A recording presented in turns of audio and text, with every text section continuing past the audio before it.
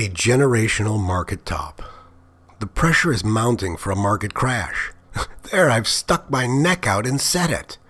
Now calling the day is a fool's errand.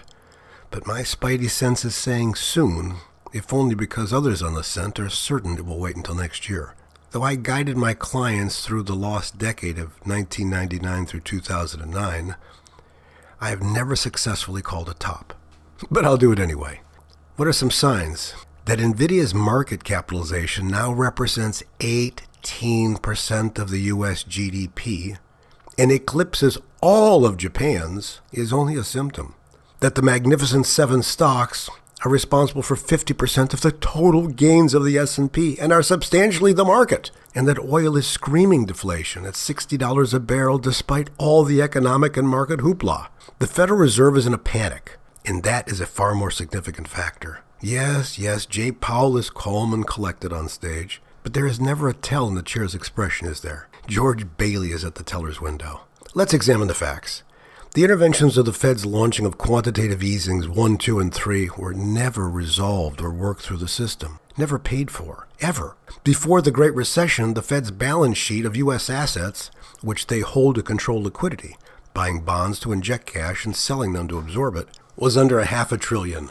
Their still bloated balance sheet blasted all that cash into the system when COVID threatened to fell the republic and swelled to, get this, $9 trillion. Flushing all that liquidity into the system to keep credit available was supposed to be reabsorbed by a fortified, strong economy through its reciprocal action, quantitative tightening, which they did. The successful completion, back down to 2008 levels, would have demonstrated an economy able to stand on its own without support. It couldn't. We are now trapped into bubble after bubble. And when this one pops, the Feds have no choice but to inflate. Only there is a point when that will trigger hyperinflation. And I submit the Feds will have to force austerity before expanding QE past its previous level of $9 trillion. As of December, QT will be officially abandoned, while the Fed's asset sheet remains a lofty $6 trillion. But wait, you say, isn't QE pure inflation? As Milton Friedman, king of economists, stated, inflation is always and everywhere a monetary phenomenon. So yes, and the reason is that it must preempt a deflation, slayer of economies. That is what's on the Fed's radar. The brief period to reabsorb the temporary emergency support failed, and indeed, unless the national debt is paid down, it can never succeed.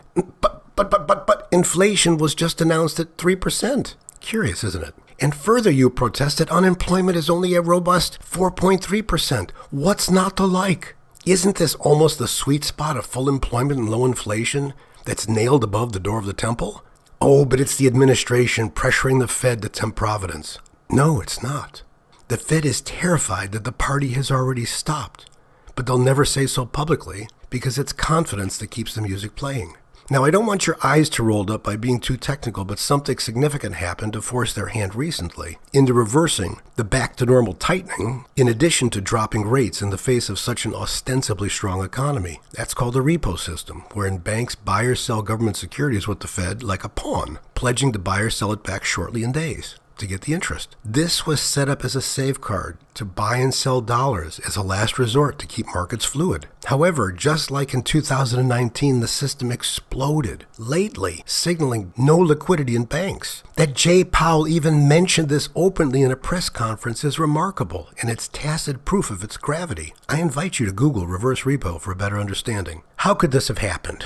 Though the August non-farm payrolls were officially stated as completely anemic at 22,000, which is almost none, I believe, like the several previous months before, they will be revised lower or even negative. The layoff announcements are piling up, with tech alone, which is the salvation of the universe, accounting for almost 200,000 this year. Wait until AI gets more integrated. Announced a few weeks ago. I believe we are already in recession. The payroll numbers, which have substantially disguised this bubble, were bogus. The 900,000 overstated jobs is symptomatic of systemically cooked books. How can you trust any official numbers as prima facie? Now we are conveniently absent any numbers, and the assumption is they'll all be stellar. Why? Of course, because the market is making new highs daily, and we all know the market is a reflection of the economy and not its driver. Sort of. Market valuations at over 22 times earnings are historically correlated with a 10-year catch-up slump, otherwise known as a lost decade. In many ways, we are revisiting 1999 all over again, but the supporting fabric is much thinner now. The Fed's ability may seem unlimited, but it is delimited by that looming ogre of the national debt, now towering above $38 trillion. That's 120% of our GDP. Oh, the interest, by the way, is 23 cents of every federal tax dollar collected. The reverse repo facility, for the first time, potentially makes the Feds a money-losing organization. And access to that window will explode as this credit crisis expands. But wait, you say. Japan's debt to GDP is 320%, and their market is buzzing.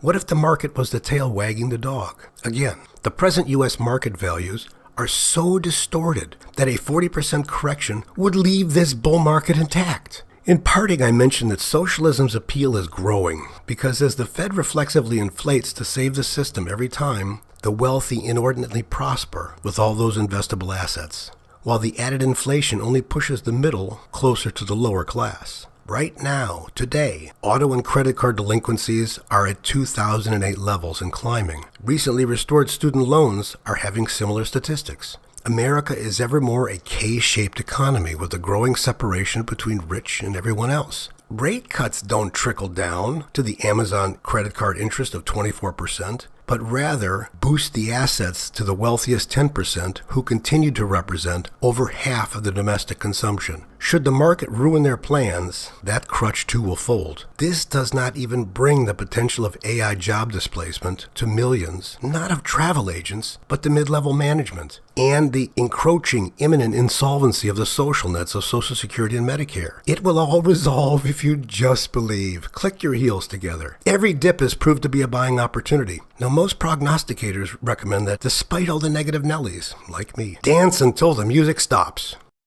The music has already stopped, and only a humming market is providing entertainment.